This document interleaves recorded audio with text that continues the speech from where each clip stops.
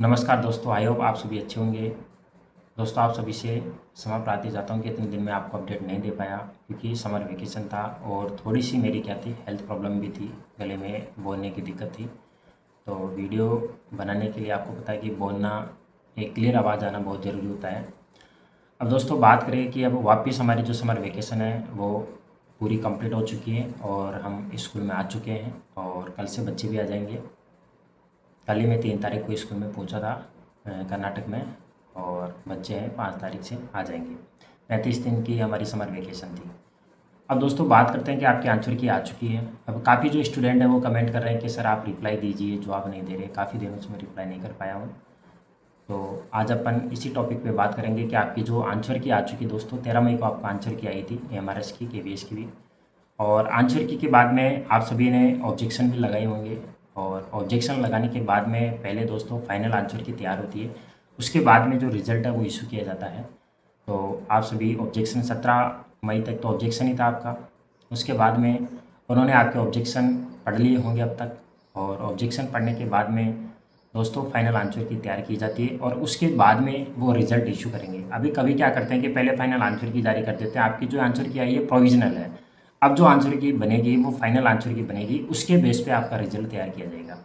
अब ये क्या करते हैं, या तो फाइनल आंसर की इशू कर देंगे, या फिर क्या करेंगे, रिजल्ट के साथ ही फाइनल आंसर की इशू करेंगे। अब आपका जो रिजल्ट है दोस्तों, अब जून मंथ चल रहा है, तो आपका जो रिजल्ट है वो 15 जून तक, यानी कि मिड जून तक आने की पूरी पूरी संभावना है। क्यों आने की संभावना है? क्योंकि उनके पास अब अच्छा खासा टाइम मिल चुका है, नहीं उससे पहले भी आ सकता है। अब दोस्तों उनको अगस्त तक एमआरएस की जो भर्ती है वो कंप्लीट करनी है। नए सेशन स्टार्ट हो चुके हैं। अब जो सभी जो स्कूलें हैं स्टेट, थोड़ा सा 5 से 10 दिन का सभी में डिफरेंट है वेकेशन में। जिससे कर्नाटक, उड़ीसा है, इनमें ये 4 जून आज स्कूल ओपन हो गई, बट बच्चे नहीं है, बच्चे कल से आ जाएंगे। इसी प्रकार जो अदर स्कूल है वो कोई 10 जून से स्टार्ट होगी। तो इस जून मंथ में सभी स्कूलें रेगुलर स्टार्ट हो जाएगी, सभी का सेशन स्टार्ट हो जाएगा। तो स्टाफ की भी ज़रूरत है और वो भी इस प्रोसेस को जल्दी से जल्दी करने का प्रयास करेंगे। तो दोस्तों जैसे ही आपका जो रिजल्ट आएगा फाइनल आंसर के साथ में, उसके बाद में आपका जो डीवी का प्रोसेस है उसमें टाइम ज़्यादा नहीं लगेगा, क्योंकि अब जो टाइम लगना था वो लग चुका है दोस्तों। अब ज़्यादा टाइम वेस्ट नहीं करेंगे, वो भी जल्दी प्रोसेस करेगी। आप भी जानते हो कि एमआरएस बहुत ही तीव्र गति से काम करती है। अब इतने दिन जो उनकी जो नोट कॉपी या चेकिंग थी वो कंप्लीट प्रोसेस हो चुकी है। अब क्या होगा, आपका जैसे रिजल्ट आ जाता है, मान लो कि आपका जून 15 जून तक आपका, या उससे पहले भी आपका रिजल्ट आ जाता है, उसके 10 से 15 दिन के बीच में दोस्तों आपका डीवी कंप्लीट हो जाएगा। इससे ज़्यादा दिन बोलेंगे नहीं। तो डीवी से रिलेटेड जो भी दोस्तों आपके जो डॉक्यूमेंट्स हैं वो आपको रेडी रखना है। जो भी आपके इंपॉर्टेंट डॉक्यूमेंट्स हैं, आपकी मार्कशीट है, 10th की है, 12th की है, कॉलेज की है। और कॉलेज में अगर आप अभी तक डिग्री नहीं लेके आए हो तो डिग्री आपको लेके आना है। और जो पीजीटी है उनको बीएड की भी दोनों सालों की मार्कशीट चाहिएगी और डिग्री भी चाहिएगी। इसके अलावा आपका जो जो कास्ट सर्टिफिकेट है, ओबीसी है, एसटी है, इसके अलावा ईडब्ल्यूएस वाले हैं, ईडब्ल्यूएस सर्टिफिकेट है, ये सारे आपके पास रेडी होने चाहिए। अगर आपके नाम में कोई मिस्टेक है तो पहले से आपको क्या करना चाहिए, एफिडेविट बना के रख लेना चाहिए। यानी कि दोस्तों जैसे ही आपके पास वो डॉक्यूमेंट्स मांगे आपको तुरंत दे देना है। अब जो काफ़ी स्टूडेंट ये भी हो रहे कि सर में हमारा कट ऑफ डेट के बाद कहते हैं, तो जो भी आपके पास है डॉक्यूमेंट्स होनी चाहिए, जब वो आपसे मांगेंगे तब आपको तुरंत प्रभाव से वहाँ आपको दिखा देना है, कोई प्रॉब्लम होने वाली नहीं है। तो दोस्तों आपका जो रिज़ल्ट है अब बहुत ही जल्द रिज़ल्ट आपका इशू जारी कर दिया जाएगा, और आप सभी ज़्यादा आपको धैर्य रखना है। इतना अगर इतने दिन आपने इंतज़ार कर लिया है, थोड़े दिन की बात और है, थोड़ा सा इंतज़ार और कर लो। आपके जो इंपॉर्टेंट डॉक्यूमेंट्स हैं वो भी तैयार रखो। और जो केवीएस वाले हैं उनको अभी से दोस्तों अपनी जो पुस्तकें हैं वो खोल लेनी चाहिए, क्योंकि अब आपका जो इंटरव्यू होगा, जैसे आपका रिजल्ट आएगा उसके बाद में इंटरव्यू होगा। तो ऐसा तो नहीं है कि इंटरव्यू में डायरेक्ट आपको केवल इंट्रोडक्शन पूछा जाएगा। तो वो कोई भी टॉपिक आपको दे सकते हैं, या तो क्या कर सकते हैं, आपको खुद को ही सबसे पहले तो आपको खुद को ऑप्शन देते हैं कि आपका फेवरेट टॉपिक कौन सा है।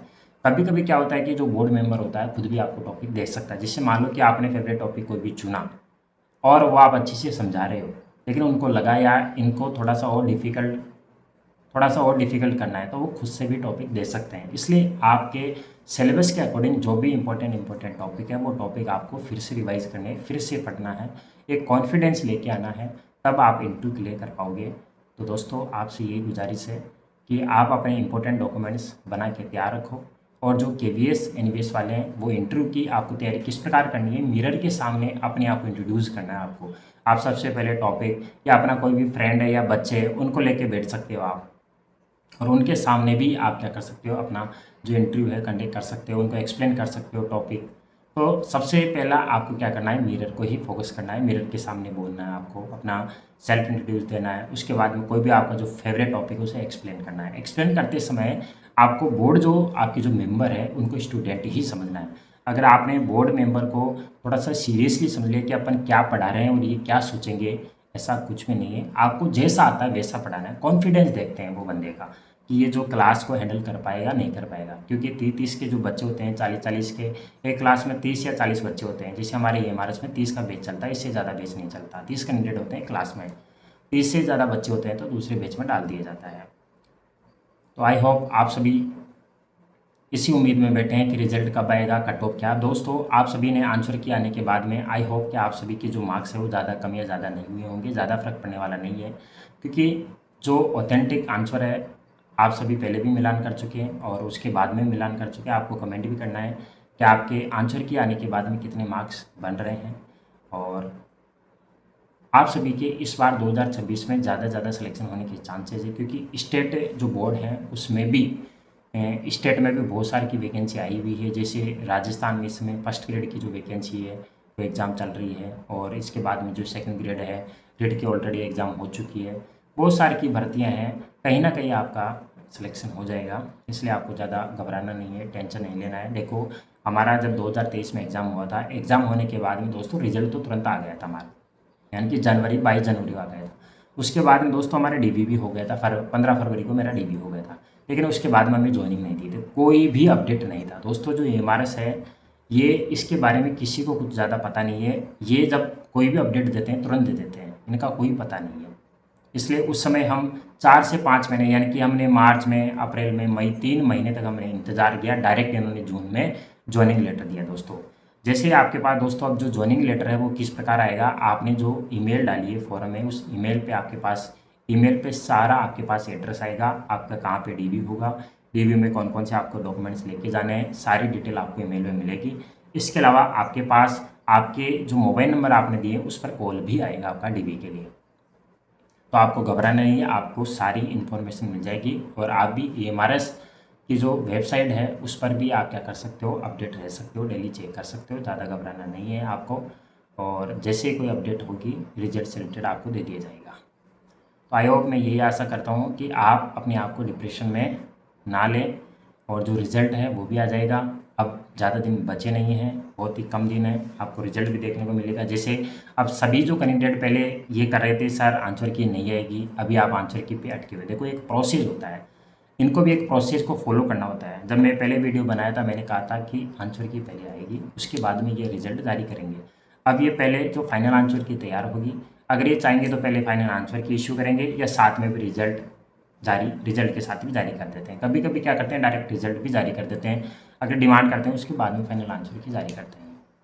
तो इसलिए आपको घबराना नहीं है, एएमआरएस के बीच का दोनों को साथ साथ ही रिजल्ट आएगा, ज़्यादा डिफरेंस देखने को नहीं मिलेगा। आपने आंसर की में भी देखा है कि एएमआरएस और केवीएस का साथ साथ आया, और रिजल्ट भी आपको देखने को मिल जाएगा।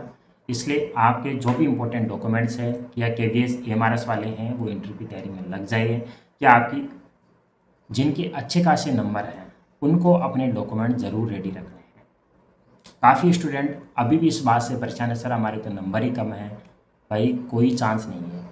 कभी कभी क्या होता है कि परसेंटेज हाई चली जाती है, कभी कभी डाउन चली जाती है। इस कंपटीशन का किसी को भी कुछ पता नहीं है, क्योंकि ये हमारे से एक सेंट्रल लेवल की वैकेंसी है। सेंट्रल लेवल का कंपटीशन का पता लगाना आसान नहीं है। इसलिए आप अपने आप को डीमोटिवेट न करें, अपने ऊपर विश्वास रखिए। जहाँ दोस्तों चांस नहीं होता, जहाँ उम्मीद नहीं होती, वहाँ भी उम्मीद निकल जाती है। इसलिए आपको बिना किसी टेंशन के अपने डॉक्यूमेंट तो हमेशा रेडी रखने हैं। अब जैसे ओबीसी वाले हैं, ईडब्ल्यूएस वाले हैं, अब जो अप्रैल का जैसे हर साल आपको रिन्यू कराना रहता है, हर साल आपको नया बनाना रहता है, तो आप हर साल बनाना चाहिए। इनमें आपको पीछे नहीं रहना चाहिए। अगर आप कंपटीशन की तैयारी कर रहे हो तो ये चीज़ें आपकी अपडेट ही रहनी चाहिए। इसलिए आपको अपने मार्क्स पे कमेंट करने हैं, और आप सभी रेडी रहो डीवी के लिए, और अपनी कमर कस लो। रिजल्ट आपका बहुत जल्द आपको देखने को मिल जाएगा, और ज़्यादा टेंशन आपको लेनी नहीं है। फिर एक लेटेस्ट अपडेट के साथ मिलेंगे, तब तक आप सभी का धन्यवाद।